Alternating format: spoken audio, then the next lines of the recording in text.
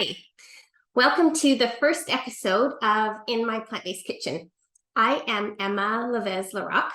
I'm a registered holistic nutritionist and a certified plant-based chef, and I have a business called Plant-Based R.H.N.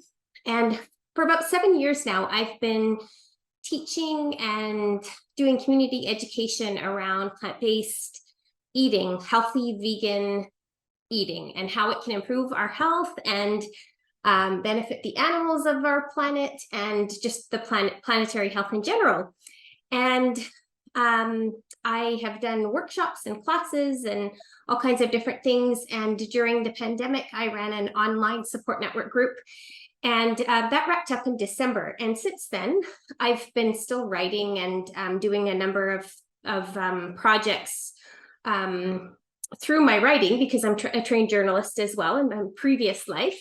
And I've been really missing the sort of interaction, the content, sharing the content in an interactive way. And so I have decided to start a weekly session where I invite you into my kitchen and just talk about some of the stuff that I find interesting.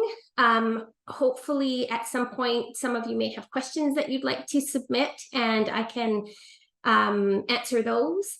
But until then, I'll choose a topic, or maybe I'll continue to do this. This is all a big experiment, so bear with me. So I'll choose a topic, and I'll talk about some of the tips I have around that topic, hopefully seasonally, reflecting what's going on.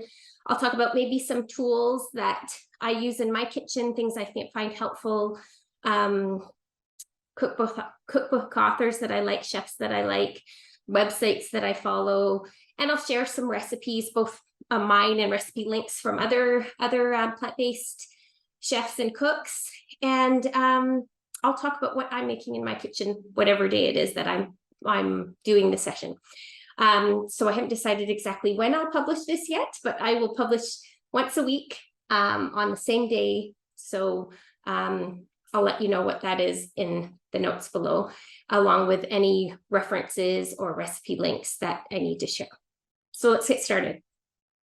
The topic that I chose for this very first episode is herbs, because I have so many herbs growing in my garden right now, as I'm sure a lot of you do as well.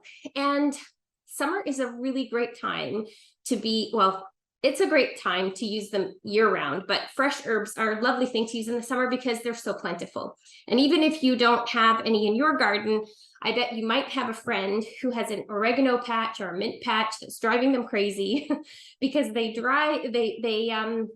grow like weeds, but they're certainly not weeds. They're things that can really elevate the dishes that we make. They can elevate the nutrition that we're adding to our diets. And so I wanted to talk a little bit about that today, as well as some ideas for how to use them. And just some tips around storing them and drying them and all kinds of things. So it's a big topic. So the first thing I want to talk about is why use them.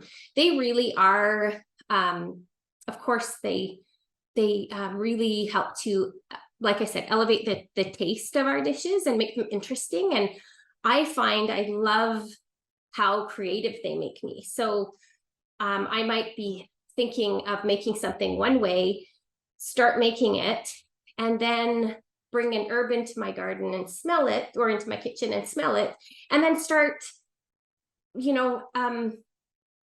coming up with other ideas.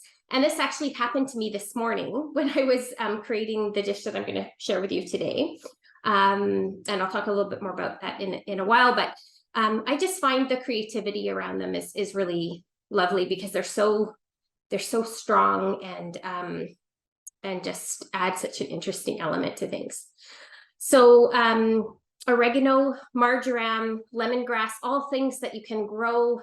If I can grow them, anybody can grow them, because as any of you who know me will know, I have a total black thumb, and basically the only thing I can grow are things that grow themselves, and I have a great herb garden. So there you go, except basil, cilantro, dill, those are hard ones for me, but I have a pretty shady garden. But oregano, thyme, sage, rosemary, lavender, lemongrass, or not lemon. Yeah, so I do have some lemongrass growing right now, but also lemon balm. All of those are really easy to grow. Mint, easy things to have in your mint garden, and they are all incredibly powerful antioxidants. So when we think antioxidants, we tend to think blueberries, blackberries, other berries, or other green foods, things like that. But herbs are some of the most powerful antioxidants out there. So whether you're consuming them fresh or dried, they are a great thing to add to your daily diet. Rosemary is one that really helps reduce inflammation in your body. And sage is the other one I wanted to mention because it's something I have in my garden, and it's apparently really helpful for memory function. So just a few examples, but really all the different herbs out there have different benefits, many benefits. So the bottom line is they're a great thing to add in. One of the things I wanted to talk about today is actually a couple of things, like the benefits of growing your own. Like I said, it's super easy. I do it in pots outside. I'm going to try and take a shot and include that so you can see what my herb garden looks like. But these are a few of the herbs from my garden, just some regular mint, although I grow a few different kinds of mint, apple mint, there's all kinds of mints out there. Oregano, which I've used in the dish today, thyme, all these different herbs, chives, rosemary. Like I said, all of them are very easy to grow. And the really nice thing is they grow back.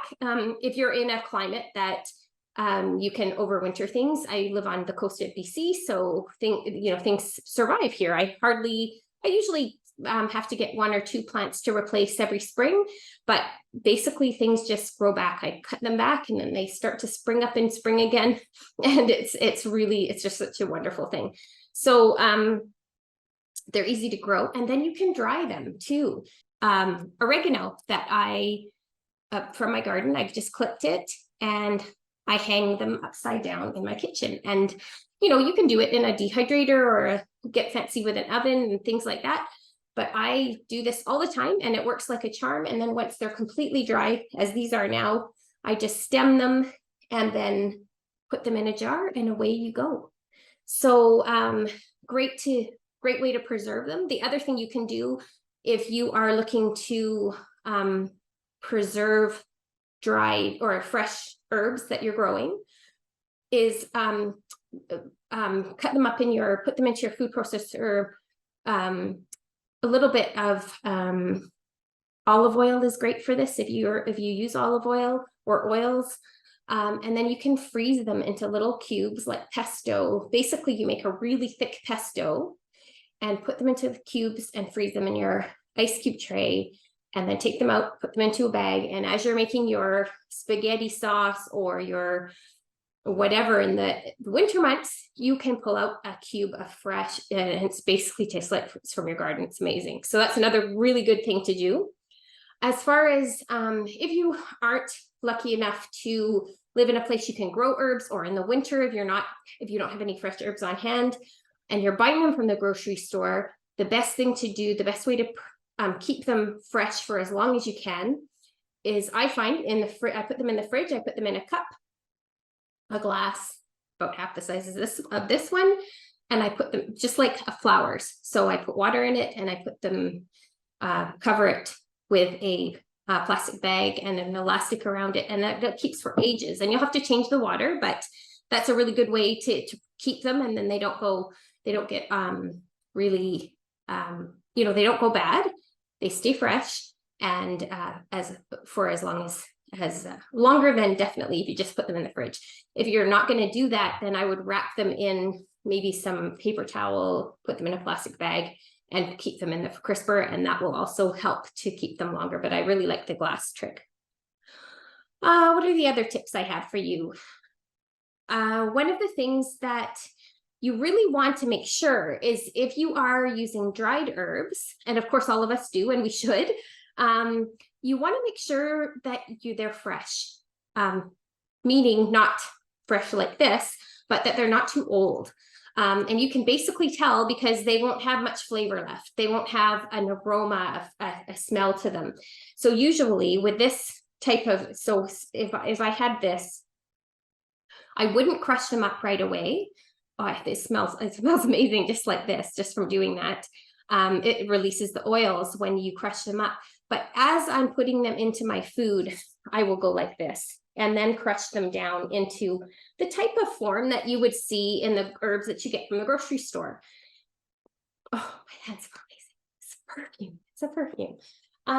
Anyway, so that's a really good thing to do. Even if you're you have something from the grocery store, do that.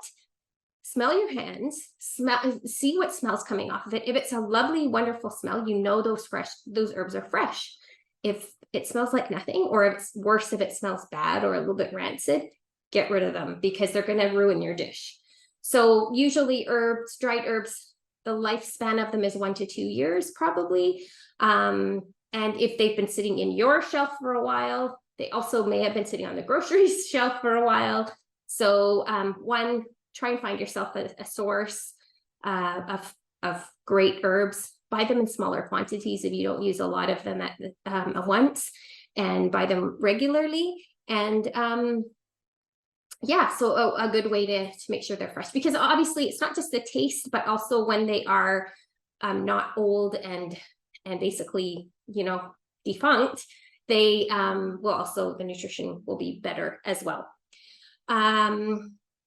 In the winter, or if you just don't, if you happen to have a fresh or a dried herb and you don't have a fresh herb, good rule to know. I'll put all these tips in the bottom under, so you don't have to search through again. If you think, oh, what was the measurement she said? If you have a recipe that calls for a teaspoon of, or a tablespoon of fresh oregano, say, and you don't have any fresh oregano, and you do have some dried oregano, then you can use about a teaspoon of the dried oregano instead, because about a teaspoon of dried herbs translates to about the same as 3 teaspoons or a tablespoon of fresh herbs. So good rule to know about. Another thing is, when you're cooking, you do want to make sure there's different times depending whether you're dealing with fresh herbs, live herbs, or dried herbs. If they're dried, you generally add them at the beginning of the cooking process. You'll notice in recipes they say to add the onions and garlic and whatever, and then add your herbs. And the reason why is because they need time to get rehydrated and release their flavor into the dish. With fresh herbs, on the other hand, you always add them at the end, almost always, unless it's like something really hearty like thyme or rosemary. Those have a bit more, they're stronger, so they can be put in earlier in the cooking process and they're not as fragile, basically, don't have as fragile a taste. So if you're dealing with fresh herbs, other than the ones that are quite hardy, so that's pretty much the rest of them that I can think of. So even thyme, I usually add at the end, but oregano, basil, cilantro, anything like that, usually add towards the end if it's fresh. So, and when you're cutting it, if you're cutting it, some don't need to be cut. They're not that small, or they're small enough, then you don't need to cut them. But something like basil or mint, for example, you can chiffonade it. And I'm going to show you that just in case you don't know how to do it. But the other things I wanted to show you was basically how to stem something. And this goes from everything from kale to small herbs. So if you take the stem and pull backwards, you'll end up with all the little goodies without the stem. The only thing that doesn't work very well are things like that have a fragile stem, like basil or cilantro or something like that. But you can add those things into, you can usually use the stems. I'm a huge advocate of using every part of the plant when you can, but not only just to reduce waste, but also because usually the different parts of the plant have different health and nutrition properties. So whenever you can eat something, and if you get it at the grocery store, you can eat it. They are not allowed to sell anything that you're not allowed, that is poisonous or harmful to eat. So you can go ahead and throw those stems in. Some people don't like to do that, you know, and you probably wouldn't want to do that with something like, you know, rosemary stem, because it's really woody and obviously. Anyway, so with the mint, so I'm going to stem it. And if I was looking to chop this up, I would, so good. I would be looking to chiffonade it. And you do this right at the last minute. Same with basil, because if you've ever chopped basil before, you know that as soon as you chop it, pretty much, you have a few minutes and then it's going to start browning. And that's the oxidation process, which is not a bad thing. It's just the natural life of the plant. But this is a wonderful way to release the flavors that you're going to want to put into your dish. So you can see I just piled them all on top of each other like a little sandwich. And then you roll it up like a cigar or whatever. You take your knife and you cut very finely using your fingers as a guide without keeping your fingertips out. For importance, don't cut the end of your fingers off. You're always using your knuckles. And then you end up with this beautiful kind of decorative chiffonade. I don't know, hopefully you could see that. I'll have to watch where I'm cutting from now on. But anyway, so those are some tips for you. I hope you find those useful. The other thing I wanted to share today were some ideas for adding more herbs to your diet, which I'm going to share momentarily. But first, I want to talk a little bit about what is cooking in my kitchen. So what I have today is, yesterday I went berry picking, and I have a friend who has, or for some friends who have, a blueberry farm here in town, in Powell River on the coast of British Columbia, as I mentioned. And they have a berry farm. So every year I go and pick as many berries as I can. And yesterday was the first day of the summer that I could go. So I picked 8 pounds of blueberries, and I thought, well, I need to do something with those. I freeze a lot of them, but some of them I wanted to have fresh. So I made a blueberry plum salsa to go on a bruschetta for tonight. And it's actually a recipe that based on a recipe that I made a few years back when I was doing a retreat at that berry farm, and we did all the recipes were to do with blueberries. So I pulled that out and updated it. I used plums in this one because I had some fresh plums from another friend's garden. I have such generous friends. And so I just cut up a little plum. You could make a much larger version of this, but look at that. It's beautiful. And so what I used the other things I used in there was, and again, I'll share the recipe below. I used a couple of tablespoons of minced red onion. Which you could actually, I was thinking after, I could have used some of the chives from my garden. So I might try that next time, just a tablespoon of the red onion, a tablespoon of chives instead. And I used about probably 3 tablespoons or so of oregano from my garden. And I brought it all together with about a tablespoon of white wine vinegar. You could really use, in the original recipe, I used lime juice, and that was lovely too. I think I actually might prefer the lime juice. Taste it. If it's a little bit too astringent or acidic for you, you can add just a touch of maple syrup, and that makes it really nice as well. And a pinch of salt. I think that was it. Anyway, I will share the recipe. It's going to go on a whole grain sourdough that I bought at our local bakery the other day for part of our dinner tonight. So that is what is cooking in my kitchen right now. And other ideas for getting more herbs into your diet. Really, it's one of those things that I think being conscious about it is a really big is a really big piece of this. And I think whenever you make an effort to, okay, how can I get more beans into my diet? How can I get more greens into my diet or whatever? It's just one of those things to think about, because when you start thinking about it, you realize this is actually really easy to get.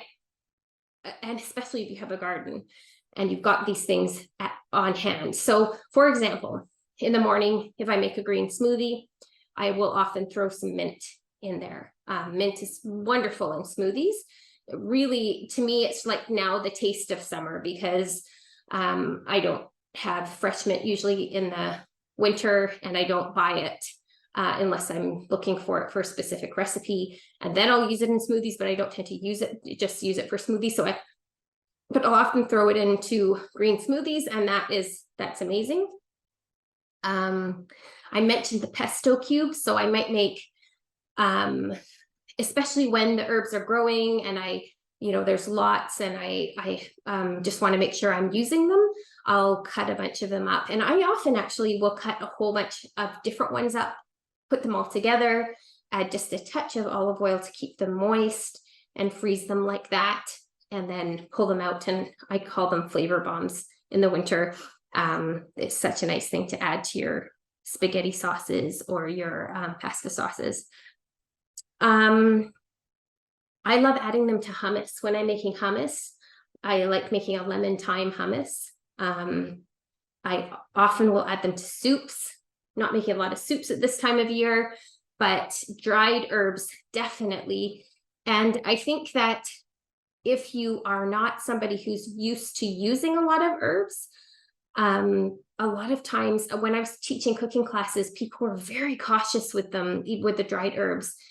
And I find that if you get a little more comfortable with them and just try some, like go easy at first, but you can actually add quite a lot of herbs, especially the less intrusive ones, the oregano, the marjoram, those types of things. They're very, I don't find they overpower dishes too much. Rosemary can definitely, thyme can sometimes. So those are ones to be more careful with. I'm going to talk about spices on another day, because that's a whole other topic, and there's all kinds of cool things to know about spices as well. But I just want to focus on herbs today.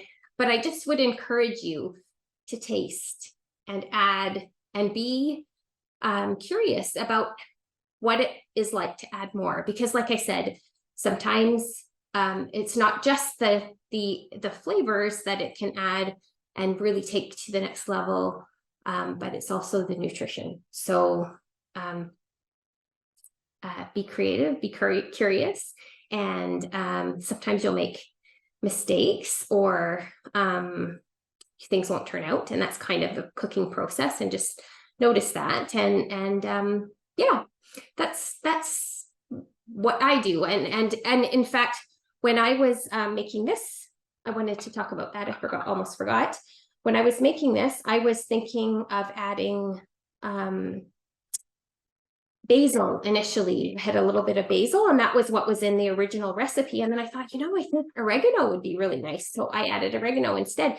And one of the things that I learned in cooking school, I did intuitive cooking, was to throw away all the labels and to really pay attention to the smells and the tastes of the dish that I was working on. And that has really worked well for me in terms of finding combinations of things that I never, ever would have dreamed of.